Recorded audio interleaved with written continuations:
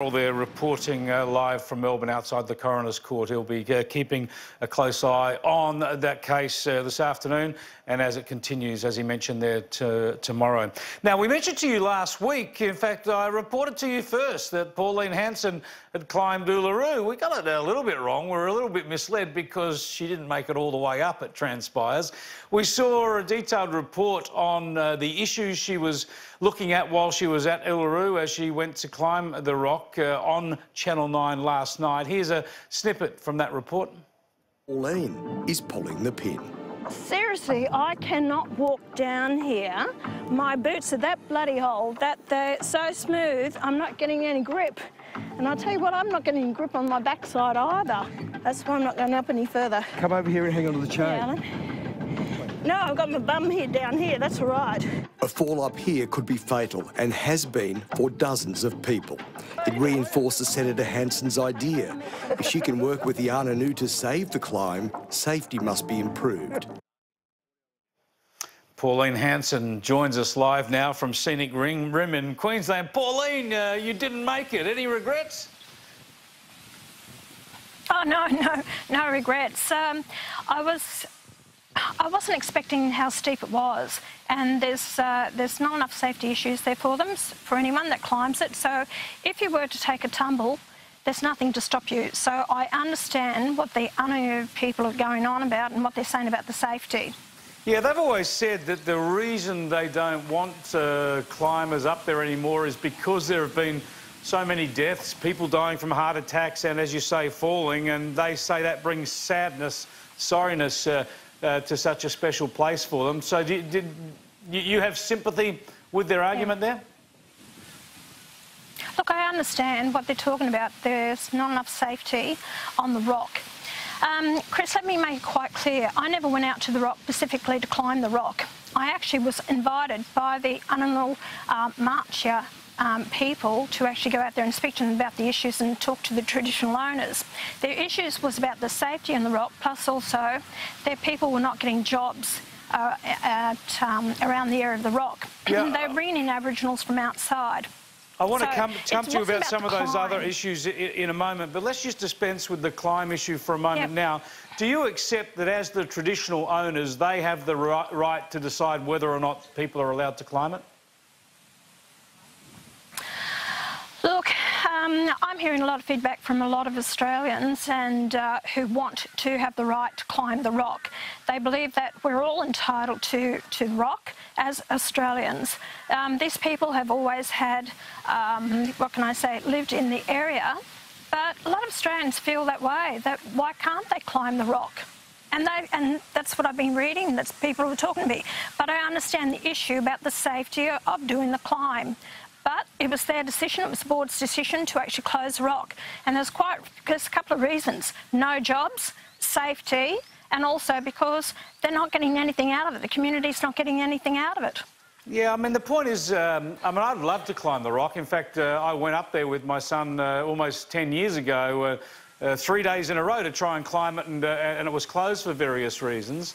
But I accept that given we handed the rock back and that area back to the Indigenous owners and we say it is their national park, their land, I accept it's their decision.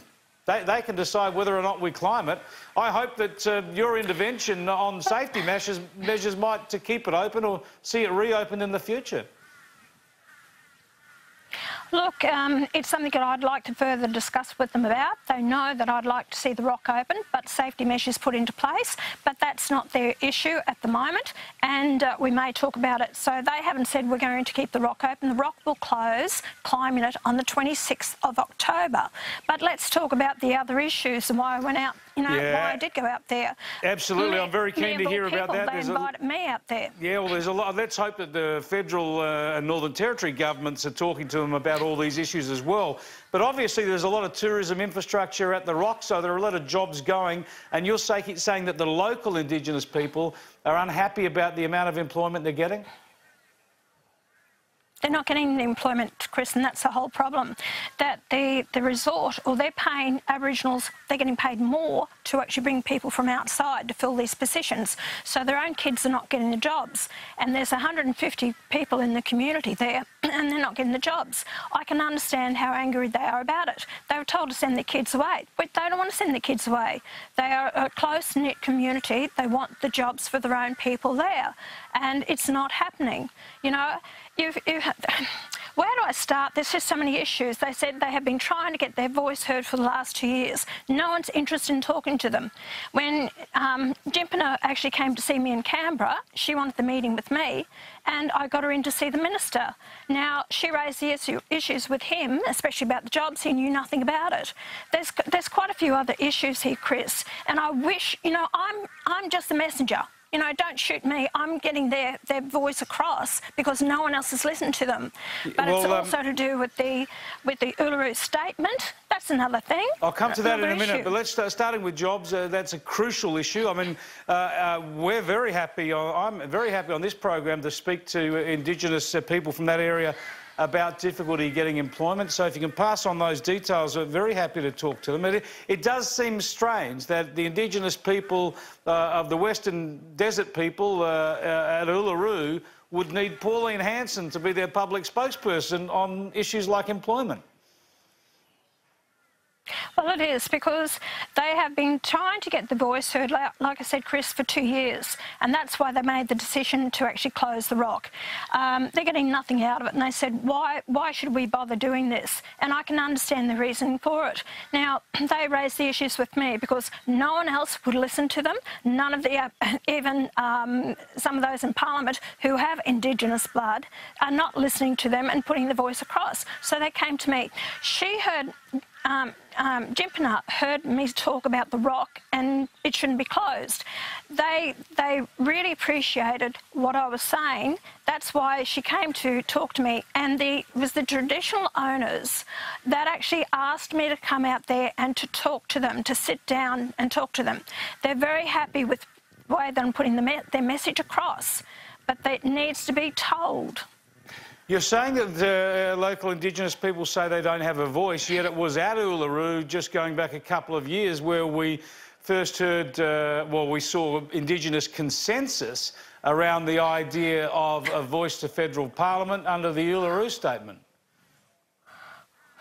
Well, I tell you what, they are so angry that they've used the name Uluru. That is taboo to them. It is not the Uluru statement. They don't want that said. And I heard her actually say that in front of the Minister, Ken Wyatt, just a few weeks ago. They're angry about that. And as far as the statement goes, they said it is just a piece of canvas. It's a rag. And it said it is not actually pulling together, closing the gap. It is actually widening the gap, and it is also whitening the gap. So they said the statement is not on behalf of us. She said that there is 250 signatures on that statement, but the fact is, she said there's only, they say there is, but she said there's only 129. She said you've got a few people in each state that have actually signed the statement. She said they haven't signed it on our behalf. And another big thing, Chris, is a lot of these people there, the traditional owners, don't speak English. So what they do is they go in there and confuse them, and they get one to sign it. They said, but you haven't spoke to everyone else. Oh no, we only need one signature.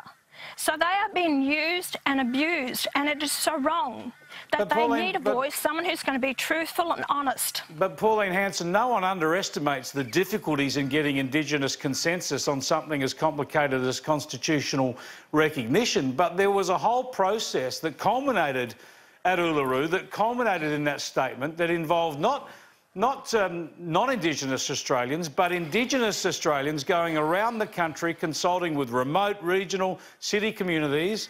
They all came together and had that meeting at Uluru. Surely the local people there at Uluru were also involved in that process. They're not interested in this. They call it the rag. They're not interested in it.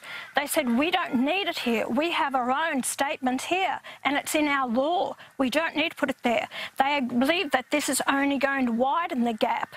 And as she said, Jimpana said it will widen the gap as well. You've got people with their own agenda that are pushing this. It is not for the right. If you understand the traditional Aboriginals, they are called the mob. They are tribal. They have their own areas. And so people around the country cannot speak on their behalf. Sure, but that was the idea. You have all the different tribes. But that's why they had this the months and months of consultation around the country so that the mob could get together, as you say. No one pretends that all these groups aren't different and don't have their different agendas and different points of view. But I would have thought that the beauty of that Uluru statement is that it was the culmination of a long process of consultation between all these Aboriginal groups. I just said to you that a lot of these people don't speak English, so they come in there, they're totally confused, they don't know what they're talking about. Yeah, but a lot of these consultations are conducted in the native tongues. They're not being consulted, Chris. Yeah, so they're not being consulted, Chris. Right, so that is the problem. Talk to these people yourself. You know, how many others have gone out there and sat down with them for hours to talk about these issues? Why have they come to me, of all people, to actually get their message out? Well, that was my question before. Because everyone's not interested. So it sounds like... I've been called a racist for years. Does this mean that maybe you're thinking that an Indigenous voice to Parliament would work if it's constructed in the right way and local groups get to have their say? Chris, why do you need it? There are people that are elected to Parliament that are Indigenous. Everyone has their voice. So if you're going to specifically say because you're Indigenous, you're going to have this special voice. Because you were just telling me... They shouldn't have any special voice. They're all Australians together. Because you were just telling me, Pauline, that the Indigenous people around Ayers Rock feel as if they don't have a voice, and that's exactly the problem that this whole process has been aimed at responding to. And I told you also that their view is this is just a rag and it's going to widen the gap, not close the gap. That's their opinion about it all. Why can't you, and other Australians also are saying, why do they need a voice in the Parliament or in, a special voice? We have a voice. People have been elected to Parliament who are Aboriginal and Torres Strait Islander. They have that voice. You go through the process like every other Australian. Why do we need tokenism? That you've got to put people in there purely because of their race or their culture. I don't believe that's the way to move forward. Nothing's been done in this country, and I've been talking about this since 1996 when I was first elected to Parliament. You tell me what's changed. Is it any better? Too little. No, that's the problem. That is the problem. Because you're not getting it right. That is absolutely right, Pauline Hanson, and that's one thing I think we'd all agree on in this particular area. Thanks so much for joining us again.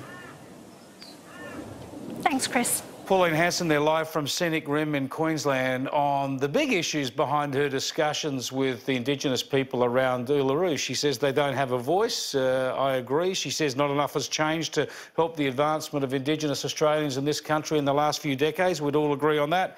But I would have thought the statement from the heart is aimed at redressing that. I know it's controversial. I know a lot of people disagree with it, including Pauline Hanson.